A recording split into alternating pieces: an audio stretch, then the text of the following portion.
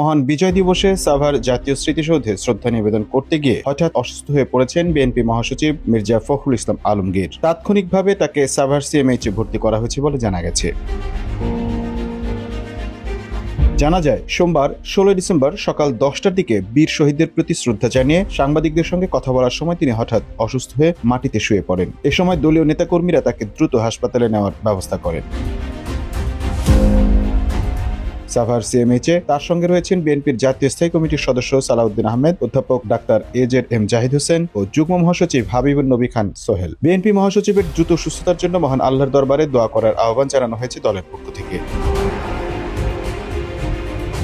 পরে বিএনপির মিডিয়া সেলের সদস্য সাইরুল কবির খান টেলিফোনে সাভার সিএমএইচ এর চিকিৎসকরা জানিয়েছেন, আতঙ্কিত হওয়ার কিছু নেই, মহাসচিবের কিছু স্বাস্থ্য পরীক্ষার প্রয়োজন আছে, সেগুলো সিএমএইচ এ করা হবে। অধ্যাপক ডাক্তার এজেড জাহিদ হোসেন সার্বক্ষণিক তত্ত্বাবধানে আছেন। Mamun Mahfuz, time news desk.